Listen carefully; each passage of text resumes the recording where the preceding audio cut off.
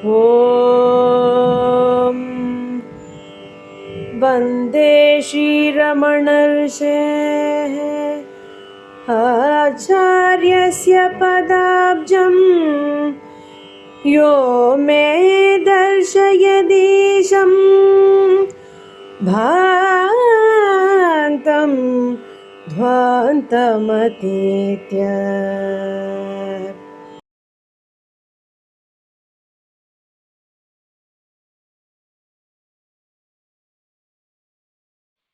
ఓం నమో భగవతే శ్రీ రమణాయ. దుర్గే స్మృతాహరసి భీతిమశేష జంతోః స్వస్థైః స్మృతా మతిమతీవ శుభాం దదాసి. దారిద్ర్య దుఃఖ భయహారిణి కాత్వదన్య సర్వోపకారకరణాయ సదార్ద్రచిత్త. నా కన్న తల్లిదండ్రులు, ప్రత్యక్ష దైవాలు తాడేపల్లి పార్వతీశ శాస్త్రి సుశీలలకి, అలాగే నాకు అక్షరం ముక్క నేర్పినటువంటి గురువులకి, ఈ రమణ పునర్వస్తు సత్సంగంలో ఆసీనులైనటువంటి అంతర్జాలం ద్వారా వింటున్నటువంటి సభ్యులందరికీ కూడా పతంజలి నమస్సుమాంజలి. పునర్వసు ఈ నక్షత్రం గురించి మనందరికీ తెలుసు. శ్రీరాముల వారు పుట్టినటువంటి నక్షత్రం, అలాగే రమణ మహర్షి పుట్టినటువంటి నక్షత్రం. పునర్వసు పునర్వసు అంటే మళ్ళీ మళ్ళీ నివసించేదిట. వసు అంటే వసతి, నివసించేది. మళ్ళీ మళ్ళీ నివసించటం ఏంటండి? ఈ క్షేత్రజ్ఞుడు అనేటువంటి వాడు శరీరంలో మళ్ళీ మళ్ళీ నివసిస్తూ ఉంటాడట, దైవస్వరూపుడు. అటువంటి విశిష్టమైనటువంటి నక్షత్రం. అటువంటి ఈ నక్షత్ర జాతకుడైనటువంటి రమణ మహర్షి గురించి ఒక మహానుభావుడు వాసిష్ఠ గణపతి మహాముని రచించినటువంటి రమణ చత్వారింశత్ అనే 40 శ్లోకాల గ్రంథాన్ని ఈరోజు సమయం ఉన్నంత వరకు పరిచయం చేయాలనుకుంటున్నాను. ఒకరోజు వేకువజామున అరుణాచలంలో ఉన్నటువంటి పచ్చయమ్మన్ అనేటువంటి ఆలయంలో నాయన అని పేరు పొందినటువంటి వాసిష్ఠ గణపతి ముని మిగతా శిష్యులు రమణ మహర్షి ముందు కూర్చొనున్నారు. ఎప్పటిలాగే మహర్షి ప్రశాంతంగా కూర్చొని ఉన్నారు. అప్పుడు వాసిష్ఠ గణపతి మహాముని ఒక విచిత్రం చూశారు. ఒక ప్రకాశవంతమైనటువంటి కాంతి 6 సార్లు, మళ్ళీ చెప్తున్నాను, 6 సార్లు మహర్షి యొక్క నుదుటికి తాకుతోందట. 6 సార్లు తాకటం వాసిష్ఠ గణపతి మహాముని గమనించారు. వెంటనే ఈ దృశ్యం చూసినటువంటి మునికి, ఆ వాసిష్ఠ గణపతి మహామునికి, ఓహో, రమణులు సాక్షాత్తు సుబ్రహ్మణ్య స్వామి యొక్క అవతారము.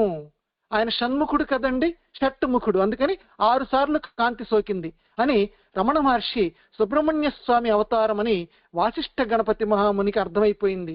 వెంటనే ఆ మునిలో ఉన్నటువంటి కవిత్వం వెల్లివిరిసింది. మొట్టమొదటగా శార్దూల విక్రీడిత వృత్తంలో 8 శ్లోకాలు రాశారు. ఆ తర్వాత మహర్షిని కీర్తిస్తూ మరికొన్ని శ్లోకాలు రాశారు. మొదటి 8 శ్లోకాలతో కలిపి వాటిని శ్రీ రమణ చత్వారింశత్, శ్రీ రమణునిపై 40 శ్లోకాలు అనే పేరుతోటి ఒక సంకలనంగా దాన్ని రూపొందించారు.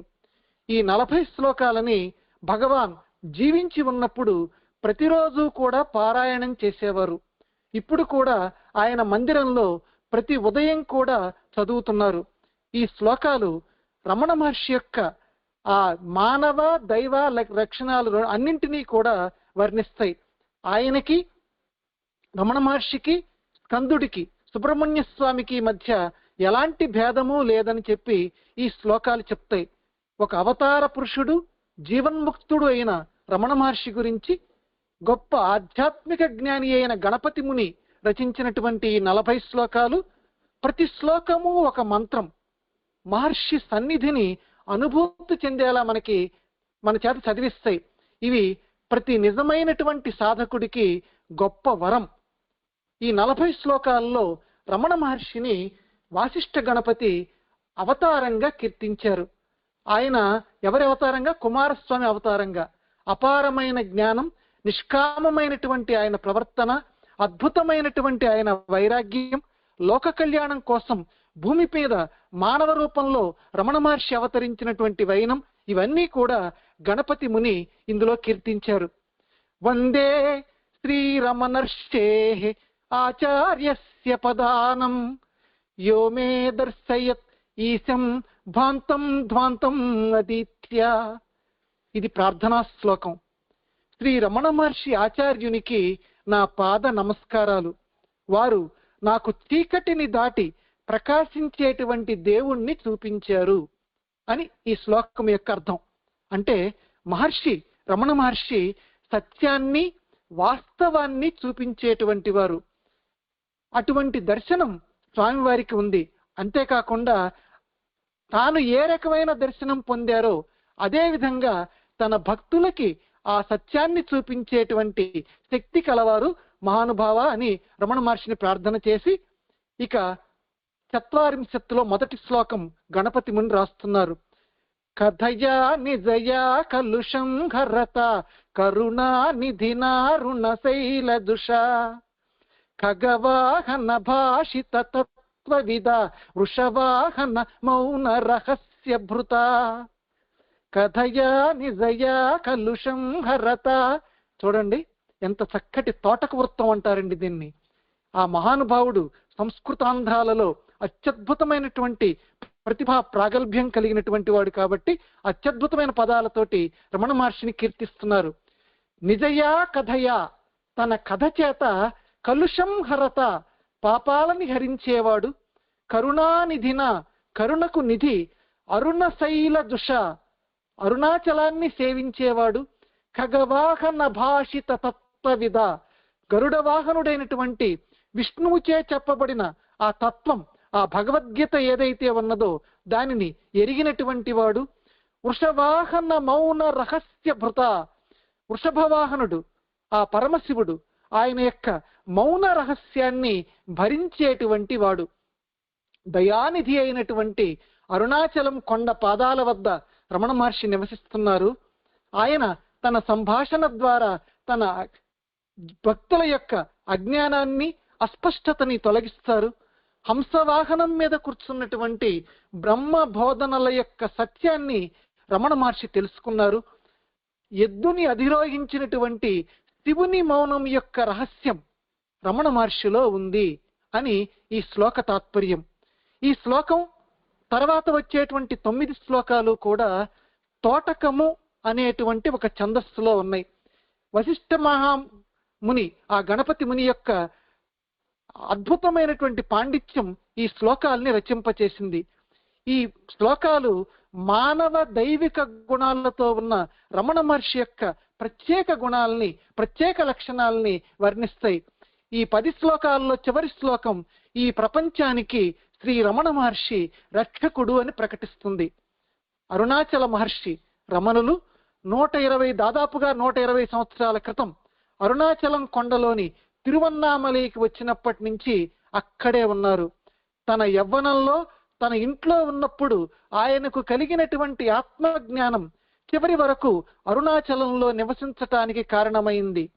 అరుణాచలం గుహలలో ఇప్పటికీ ప్రపంచానికి తెలియకుండా మానవాళికి సహాయం చేస్తున్న పూర్వపు సిద్ధులు కొంతమంది ఉన్నారు. వాళ్ళలాగానే ఈ రమణ మహర్షి కూడా ఒక సాధారణ బ్రాహ్మణ స్వామిగా ప్రపంచానికి దూరంగా ప్రశాంతమైన ఒంటరి జీవితాన్ని గడిపొండొచ్చు. కానీ ప్రపంచంలోని ప్రజల పట్ల అపారమైన కరుణ ఉన్నది అని ఈ శ్లోకంలో, ఈ 40 శ్లోకంలో మొదటి శ్లోకంలో వాసిష్ఠ గణపతి మహాముని అంటున్నారు. కరుణానిధి రమణ మహర్షి. ఆయన విముక్తి పొందిన తర్వాత కూడా ఒక సాధారణ మనిషిలాగా జీవించారు. మానవ రూపంలో అవతరించిన దేవుడు ఎవరైనా ఉన్నారా అంటే మనకి ఉదాహరణగా నిలిచినటువంటి స్వామి రమణ మహర్షి. వృషభవాహనుడు అన్నారు ఈ శ్లోకంలో వాసిష్ఠ గణపతి ముని రమణ మహర్షిని వర్ణిస్తూ. వృషభవాహనుడంటే శివుడు. దక్షిణామూర్తి రూపంలో ఆయన మౌనంగా సమస్త జ్ఞానాన్ని బోధించారు. చిత్రం వట తరోర్మూలే వృద్ధ శిష్య గురుర్యువ అంటారు దక్షిణామూర్తి స్తోత్రంలో. అలాగే శ్రీ రమణ మహర్షి కూడా ఆ మౌనము యొక్క రహస్యాన్ని తనలో నిక్షిప్తం చేసుకున్నారు. ఆయన బ్రాహ్మీ స్థితిలో ఉన్నప్పుడు వటవృక్షం కింద ఉండి మౌనంగా పరబ్రహ్మతత్వాన్ని బోధించేటువంటి తన తండ్రి దక్షిణామూర్తిని ఆయన గుర్తు చేస్తుంటారు. ఖగవాహన భాషిత తత్వవిద. ఈ శ్లోకంలో ఇంకొక పదం ఖగం అంటే పక్షి. ఇది ఇక్కడ హంసని సూచిస్తుంది. పాలని నీటిని వేరు చేసేటువంటి శక్తిగల హంస. ఖగవాహనుడు అంటే బ్రహ్మ.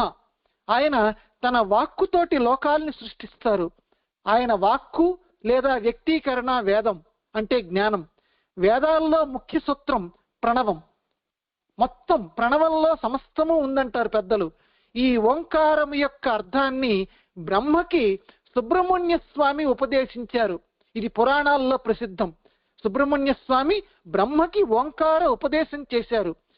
ఈ వాసిష్ఠ గణపతి మహాముని ఏమంటున్నారంటే ఈ సుబ్రహ్మణ్య స్వామిని శ్రీ రమణ మహర్షిగా గుర్తించారు. అందుకే ఓంకారార్థం ఉపదిశో భగవతే వాణి మనోహరినే. స్వామి, నువ్వు బ్రహ్మకి ప్రణవయం యొక్క అర్థాన్ని బోధించావంటారు ఈ చత్వారింశత్తులో. మహర్షి చాలా వరకు తానలో తాను లీనమైపోయేవారు. ఆత్మ మౌనంలో ఇప్పుడు ఉండేవారు రమణ మహర్షి. ఆయన అలలు లేని తన లోతుల్లోకి వెళ్ళిపోయినటువంటి సముద్రం లాంటి వారు. కానీ అది సాధారణమైన సంభాషణలు, ఆసక్తికరమైన కబుర్లు, గతంలో జరిగిన సంఘటనలు, స్త్రీ చరిత్రలోని విషయాలు మొదలైనవి మాట్లాడకుండా మాత్రం రమణ మహర్షి ఉండలేదు. మనల్ని ఉద్ధరించడానికి కొన్ని విషయాలు చెప్పారు. ఆయన సున్నితంగా పలికిన మాటలు ఎంత సాధారణంగా ఉన్నప్పటికీ ఆ సంభాషణల నుంచి వెలువడిన ప్రకంపనలు ఇప్పటికీ కూడా మనల్ని కంపింపచేస్తూనే ఉంటాయి. ఇప్పటికీ మనలో ఉన్న అస్పష్టతని, గందరగోళాన్ని రమణ మహర్షి బోధలో ఉన్నటువంటి అమృతమయమైనటువంటి వాక్యాలు తొలగిస్తూ ఉంటాయి. అందుకే ఈ శ్లోకంలో కలుషం హరత అన్నారు వాసిష్ఠ గణపతి ముని. కలుషం హరత అంటే ఆయన చుట్టూ చేరిన ఉన్నటువంటి భక్తుల యొక్క మనస్సుల్లో ఉన్నటువంటి గందరగోళపు ఆలోచనలు, వీటిని కలుషం అంటున్నారు వాసిష్ఠ గణపతి మహాముని. ఆ గజిబిజి ఆందోళన్నీ కూడా మటుమాయమవుతాయి. ఒక్కసారి ఆ రమణ మహర్షి ముఖాన్ని చూడండి. ఈ రోజు ఆయన మనతో మాట్లాడినట్లే ఉంటుంది. పదే పదే ఒక్కసారి మన మనస్సులో ఆయన రూపాన్ని స్మరించుకుంటే చాలు మన కలుషాన్ని, మన పాపాన్ని ఆయన హరిస్తారు అని 44వ శ్లోకంలో మన మనస్సు ప్రశాంతంగా స్పష్టంగా ఉండాలి అనంటే ఆ రమణ మహర్షి సందర్శన చేయండి. ఈ రోజు కూడా ఆయన మౌనబోధ చేస్తారు అని వాసిష్ఠ గణపతి మహాముని అత్యద్భుతంగా ఈ 44లో ఉన్నటువంటి మొదటి శ్లోకంలో చెప్పారు. ఇక 2వ శ్లోకం గణరాన్ముఖ సూరి సభా గురుణ గుణ సంచయ రత్న మహోదధిన గణగూఢ సహస్ర కరేణ యథా తను కంచుక గుప్త మహామహసా. రమణ మహర్షిని అత్యద్భుతంగా వర్ణిస్తున్నారు. గణరాట్ముఖ సూరి సభా గురుణ. మహర్షి, ఓ రమణ మహర్షి, నువ్వు గణపతి మొదలైనటువంటి పండితుల సభకి నువ్వు గురువు లాంటి వాడివయ్యా. గుణ సంచయ రత్న మహోదధిన. నువ్వు గుణముల సమూహము అనేటువంటి రత్నాలకి మహాసముద్రం లాంటి వాడివి. గణగూఢ సహస్ర కరేణ యథా. మేఘం చేత కప్పబడి 1000 కిరణాలు కలిగినటువంటి సూర్యులు లాంటి వాడివయ్యా. తను కంచుక గుప్త మహామహస. దేహం అనేటువంటి కంచుకం చేత దాచబడినటువంటి గొప్ప తేజస్సు కలిగిన వాడివయ్యా నువ్వు. గణపతితో సహా పండితుల సభకు నాయకుడైనటువంటి శ్రీ రమణ మహర్షి శ్రేష్టమైనటువంటి గుణాలు అనేటువంటి రత్నాలని తనలో దాచుకున్న ఒక మహాసముద్రం లాంటి వారు. మేఘం వెనక దాగి ఉన్నటువంటి ఒక సూర్యుడిలా ఆయన తన గొప్ప తేజస్సుని తన శరీరం అనేటువంటి కవచంలో దాచుకున్నారు అని వాసిష్ఠ గణపతి ముని ఈ 2వ శ్లోకంలో రమణ మహర్షిని కీర్తించారు. వైకుంఠంలో విష్ణుమూర్తి నిత్యసూరి పండితులతో కలిసి ఉన్నారని చెప్తారు. అదేవిధంగా మహర్షి కూడా, రమణ మహర్షి కూడా విష్ణుమూర్తి అవతారం. ఇందాక మనం పునర్వసు అన్నాం కదండి. పునర్వసు అనే పదానికి పునర్వసు నక్షత్రం అని ఒక అర్థం, విష్ణుమూర్తి అని ఒక అర్థం, శివుడు అని కూడా అర్థం ఉంది. కాబట్టి రమణ మహర్షి కూడా చుట్టూ ఎప్పుడు పండితులు సత్యాన్వేషకులతో ఉండేవారు. వైకుంఠంలో విష్ణువు గనక నిత్యసూరి పండితులతో ఏ విధంగా ఉండేవారో అందువల్ల అటువంటి పండితుల్లో గణపతి మహాముని కూడా ఒకరు, గణపతి కూడా ఒకరు. పండితులందరూ కూడా ఆయన్ని తమ నాయకుడిగా స్వచ్ఛందంగా భావించారు. ఆయన మహర్షికి వచ్చినటువంటి ప్రశ్నల్ని, ఆయన ఇచ్చినటువంటి గొప్ప సమాధానాలని ఆధునిక కాలంలో ఈ గణపతి మహాముని శిష్యులు వీళ్ళందరూ కూడా రికార్డు చేసి సంకలనం చేశారు. ఇదే గొప్ప గ్రంథం శ్రీ రమణ గీత. ఆ విధంగానే ఆవిర్భవించింది. సూర్యుడు వేల కిరణాలతో ఆకాశంలో ప్రకాశిస్తాడు, కానీ అప్పుడప్పుడు మేఘం కమ్ముతుంది. అలాగే శ్రీ రమణ మహర్షి యొక్క గొప్ప తేజస్సు ఆయన భౌతిక శరీరంలో దాగి ఉంది. ఈ శరీరం ఒక కవచంలా పనిచేస్తుంది. ఎందుకంటే ఆయన తన భక్తుల్ని అభ్రపరచటమే కాకుండా వాళ్ళ మధ్య ఒకరిగా జీవిస్తున్నారు. అంటే మన మధ్య, మన మనస్సుల్లో స్వామి జీవిస్తున్నారు. జ్ఞానాన్ని ఇవ్వటం ఆయన ప్రధాన ఉద్దేశ్యం. అందుకే తను కంచుక గుప్త మహామహస, తను కంచుక గుప్త గుప్త అనేటువంటి పదాన్ని ఇక్కడ వాసిష్ఠ గణపతి ముని వాడారు. ఇక 3వ శ్లోకం ఈ 40లో, చతుర్రేణ చలేంద్రియ నిగ్రహణే పటునా పరకీయ గుణగ్రహణే, చతురేన చలేంద్రియ నిగ్రహణే పటునా పరకీయ గుణగ్రహణే, చలవర్జిత మౌన సమాధి జుష ఫలతర్జిత భీకర కామరుష. రమణ మహర్షి ఎటువంటి వారో చెప్తున్నారు వాసిష్ఠులు. చతురేనా, సమర్థులైనటువంటి వారు. చల ఇంద్రియ నిగ్రహణే, చలించేటువంటి స్వభావం కలిగినటువంటి ఇంద్రియాలను నిగ్రహించుటలో పటునా, మంచి నేర్పరి. పరకీయ గుణగ్రహణే, ఇతరుల యొక్క గుణాలని స్వీకరించటంలోను. చలవర్జిత మౌన సమాధి జుష, వంచన లేనటువంటి మౌన సమాధిని స్వీకరించినటువంటి వారు రమణ మహర్షి. బలతర్జిత భీకర కామరుష, బలం చేత భయంకరమైనటువంటి కామక్రోధాలని అణిచివేసినటువంటి వారు. అటువంటి రమణ మహర్షిని నేను పొగుడుతున్నాను, ఆ రమణ మహర్షికి నేను నమస్కారం చేస్తున్నాను అని వాసిష్ఠులు అంటున్నారు. ఇక్కడ చంచలమైనటువంటి ఇంద్రియాలను నియంత్రించడంలో రమణ మహర్షికి గొప్ప నైపుణ్యం ఉంది. ఆయన ఆత్మనిగ్రహం, ఆయన ఉదాత్త గుణాలు, ఆయన మనోజయ సామర్థ్యం, ఇవన్నీ కూడా వాసిష్ఠ గణపతి ముని ఈ శ్లోకంలో చెప్తున్నారు. రమణ మహర్షి ఇతరుల్లో ఉన్న గొప్పతనాన్ని గుర్తించటంలో నిష్ణాతులు. అందుకే వాసిష్ఠ గణపతి మునికి నాయనా, నాయనా అనే పేరు ఇంకెవరు పెట్టగలరండి? రమణులు మాత్రమే పెట్టగలరు. మొత్తం సమస్తమైనటువంటి జ్ఞానం నీ దగ్గర ఉన్నది నాయనా, నాయనా అన్నారు. అందుకే ఇతరుల గొప్పతనాన్ని గుర్తించటంలో ఆయన మహా గొప్పవారు.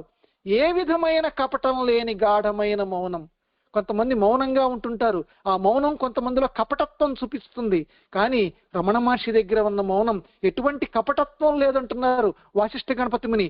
ఏ విధమైన కపటం లేని గాఢమైన మౌనంలో ఆయన నివసిస్తారు. ఆయన బలం నిజంగా కోరికలు కోపాలకి ఒక సవాల్. అంటే భయంకరమైనటువంటి కామక్రోధాలని బలం చేత, తన ఇంద్రియ నిగ్రహ బలం చేత, తన మౌన బలం చేత అనగదొక్కినటువంటి వారు. అలాగే భక్తులమైన మనం కూడా ఆయన్ని సేవిస్తే మనలో చెలరేగుతున్నటువంటి ఆ చండాలమైనటువంటి కోరికలు ఏవైతే ఉన్నాయో వాటిని కూడా అనగదొక్కగలరు ఆ మౌన స్వామి. కాబట్టి ఈ శ్లోకం మనకు ఆ విధమైనటువంటి ప్రబోధం చేస్తోంది. ఇంద్రియాలు ఎప్పుడూ కూడా చాలా చంచలంగా ఉంటాయి. వాటిని నియంత్రించటంలో, వాటిని ఒకే లక్ష్యంపై కేంద్రీకరించటంలో రమణ మహర్షి తన జీవిత కాలంలో గొప్ప నైపుణ్యాన్ని కనపరిచారు. ఇంకొకటి రమణ మహర్షి జీవితంలో, ఎందుకంటే రమణ తత్వం అంటే పెద్దలు చెప్పారు, రమణుల యొక్క జీవితమే రమణ తత్వం. రమణుల జీవితంలోని ప్రతి సంఘటన ఆయన అంటే ఏమిటో మనకు చెప్తుంది, ఆయన అభిప్రాయాలు ఏమిటో మనకు చెప్తాయి, ఆయన బోధలు ఏంటో మనకు చెప్తాయి. ఎందుకంటే ఆయనకి అందరూ కూడా సత్యం శివం సుందరమైనటువంటి ఒకే ఆత్మ యొక్క వ్యక్తీకరణలు. ఇంతమంది లేరు, ఉన్నది ఒక్కటే, ఉన్నది ఒక్కటే. ఆ సత్యం శివం సుందరమైనటువంటి ఆత్మ ఇంతమందిగా వ్యక్తీకరణ అయిందని రమణ మహర్షి చెప్పేవారు. ఆయన యొక్క గాఢమైన మౌనం సహజంగా ఉండేది, అందుకే చాలా శక్తిమంతం. అది ఎన్నో కోరికల్ని, కోపాల దాడిని సులభంగా ఎదుర్కొని పోరాడగలదు. మనం గనక ఆయన పాదాలను ఆశ్రయిస్తే ఇప్పటికీ కూడా ఆయన చిరునవ్వులు వెదజల్లుతున్నటువంటి ప్రశాంతమైనటువంటి ఆయన ముఖాన్ని మనం గనక సందర్శిస్తే. ఒకసారిటండి ఒక మహిళ 25 సంవత్సరాలుగా రమణ మహర్షికి తేనెని పంపిస్తుండేది రమణ భగవానికి. చూడండి, మిగతా వాళ్ళు ఎవరిని కూడా భగవాన్ అన్నాం. ఆ 6 లక్షణాలు కలిగినటువంటి భగవన్ లక్షణాలు కలిగినటువంటి వారు రమణులు కాబట్టి ఆయన్నే మాత్రమే మనం భగవాన్ అనే పేరు ముందు చేర్చి పిలుస్తాం. ఆ భగవాన్ రమణ మహర్షికి ఆ మహిళ 25 సంవత్సరాలుగా తేనె పంపించేదిట. ఒకసారి ఆమె ఎందుకో స్వయంగా తేనెను తీసుకురాలేకపోయింది. పాపం ఇంకొకరు ఎవరితోటో ఆ తేనెని పంపాల్సి వచ్చింది. చివరికి ఒకసారి తిరిగిన దుస్తులతోటి, అంటే తనకున్నటువంటి సంపదంతా కోల్పోయి ఆ తేనెని 25 సంవత్సరాలుగా పంపించిన ఆ మహిళ భగవాన్ ముందు ఒకసారి నిలబడింది. కంటి చూపు మందగించింది. క్రమంగా ఆవిడ శక్తి సన్నగిల్లుతోంది. ఆమె భగవాన్ వైపు చూస్తూ, అయ్యా, నా కళ్ళతోటి నిన్ను నేను చూడాలనుకుంటున్నాను, కానీ నా చూపు నిన్ను చూడలేకపోతోందయ్యా, పెద్దదాన్ని అయిపోయాను, ఎట్లా నిన్ను చూడాలనుంది కానీ చూడలేకపోతున్నానంటే అప్పుడు భగవాన్ అన్నారటండి, దీనికి ప్రత్యక్ష సాక్ష్యం పుస్తకాల్లో ఉందండి, ఇటు చూడు నేను ఇక్కడున్నా అన్నారటండి. ఆ 25 సంవత్సరాల నుంచి తేనె పంపించిన ఆవిడతోటి, ఇటు చూడు నేను ఇక్కడ ఉన్నా అన్నారట. వెంటనే ఆవిడ అలా చూసిందట. రమణ మహర్షి యొక్క సందర్శనం అయింది. వెంటనే ఎంత పరవశించిపోయి ఆయన పాదాలని పట్టుకొని ఎంతగానో చక్కగా స్తుతి చేసింది. అప్పుడు ఆ చిరిగిన బట్టలతో ఉన్నటువంటి ఆ పేద స్త్రీని చూసి, అంటే లౌకిక జీవనంలో ఉన్నటువంటి రమణ మహర్షి సాటి మనిషి పట్ల ఎలా ప్రవర్తించాలో మనకు చెప్తున్నారు. ఆవిడ చాలా ఆకలితో ఉందయ్యా, ఆవిడ చెప్పలే నాకు ఆకలిస్తోందని, ఆవిడ చాలా ఆకలితో ఉంది, బట్టల కోసం ఇంకెక్కడికి వెళ్తుంది, ఆమెకు ఆహారం బట్టలు ఎవరు అందిస్తారంటే ఎవరు అందిస్తారు, ఆయన నోట్లోంచి మాట వస్తే చాలు కదా, కింద భక్తులు చాలా మంది ఉంటారుగా. వెంటనే వారు ఆవిడని చాలా జాగ్రత్తగా శ్రద్ధగా తీసుకువెళ్ళారు, తగినటువంటి బట్టలు ఇచ్చారు. అలాగే చీర కొనమని చెప్పి పట్టణానికి కూడా ఒకరిని పంపించారు. వృద్ధురాలికి మళ్ళీ ఆవిడ స్వయంగా ఊరు వెళ్ళటానికి కావలసినటువంటి ధనాన్ని కూడా భక్తులు ఏర్పాటు చేశారు. అంటే మొత్తానికి ఇక్కడ నేను చెప్పదలుచుకున్న అంశం ఏంటంటే, ఆయన లౌకిక జీవితంలో కూడా మనం ఎలా ప్రవర్తించాలి, తోటి మనిషి పట్ల ఏ విధంగా ఉండాలి, తోటి మనిషి పట్ల నువ్వు దయగలిగి ఉంటే అలాంటి వాళ్ళందరూ కూడా నా యొక్క అనుగ్రహానికి శివానుగ్రహానికి నోచుకుంటారు అని ఈ సంఘటన ద్వారా రమణులు మనకి వివరించారు. అలాగే సమయానుకూలంగా ఇంకొక శ్లోకం చెప్పి నేను విరమిస్తాను. జఠరం సమయే పరిపూరయత కలి కఠినం వ్రతమద్రిత పీచరత ఘషకే తన శస్త్ర దురాపహృద కృషిమాత్మ విధోదత. సమయే పరిపూరత, సమయానికి మనందరి యొక్క కడుపుల్ని నింపేటువంటి వాడు, భోజనం ఏర్పాట్లు చేసేటువంటి వాడు. జఠరం కఠినం వ్రతం, కఠినమైనటువంటి వ్రతాన్ని చేసేటువంటి వాడు. అద్రితపాచీచరత, కొండ గుహయందు ఆచరించినటువంటి వాడు తపస్సుని. జషకే తన శస్త్ర దురాపహృద, మన్మధుడి బాణాలకి లొంగనటువంటి హృదయం కలిగినటువంటి వాడు. ఆత్మ విబోధ విదౌదత, ఆత్మజ్ఞానం అనేటువంటి పద్ధతిలో పనిచేసినటువంటి వాడు ఆ రమణ మహర్షి. ఆ రమణులకి నేను నమస్కారం చేస్తున్నాను. ఆ రమణులు కొండవాలు మీద తన కఠినమైన తపస్సుని ఆచరిస్తూ ఉండేవారు. అలాగే సమయానికి తన ఆత్మీయులైనటువంటి అందరికీ కూడా భోజనం ఏర్పాట్లు చేసేవారు. ఆయన హృదయం కాముని బాణాలకి అందనంత దూరంలో ఉంది. ఆయన ఆత్మని జాగృతం చేసే పని, తన భక్తుల యొక్క ఆత్మని జాగృతం చేసే పనిని ఎప్పుడూ చేస్తుంటారు అని వాసిష్ఠ గణపతి మహాముని ఈ 4వ శ్లోకంలో చెప్పారు. కఠినమైన తపస్సు మామూలు తపస్సు కాదు అయింది. ప్రజలతో, వస్తువులతో వ్యక్తిగత సంబంధాలు లేని జీవితం.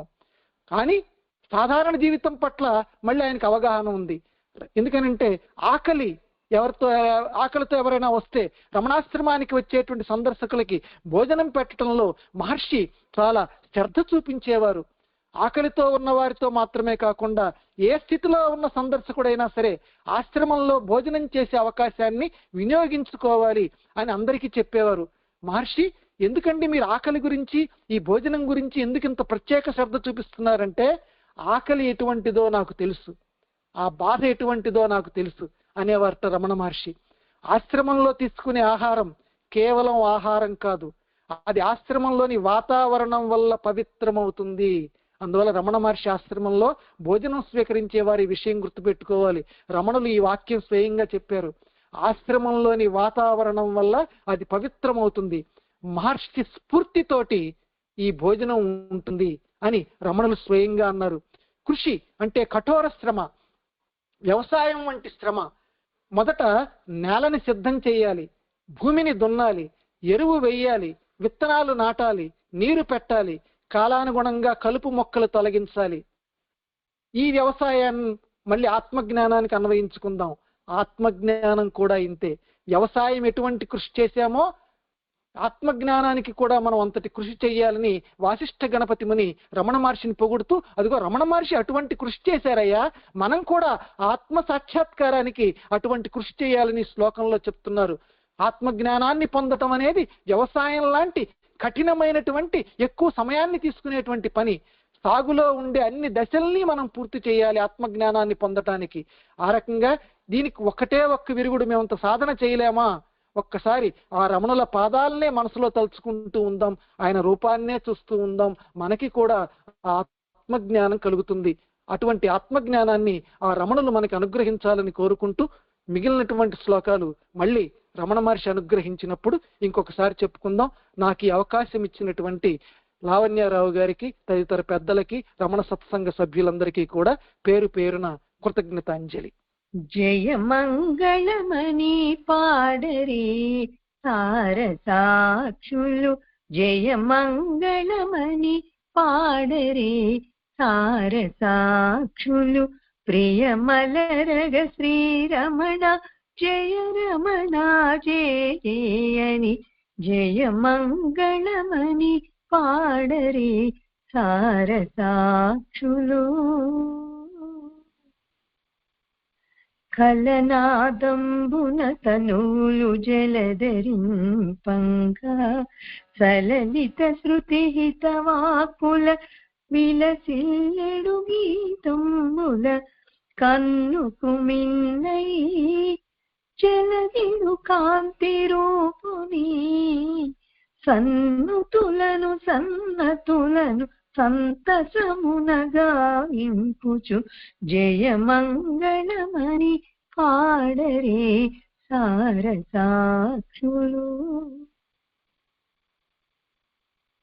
అణిమాది సుగుణ భూషణు నవ్యాత్ముని, గణపతి నూత చరితుని, ముని గణ సేవితుడగు వరదుని, అరుణాచల రమణాయని హారతీయరే, దురితముల బాపెడు భాసుర జ్యోతిర్మయ రూపికి, జయ మంగళమణి పాడరే సారసాక్షులు.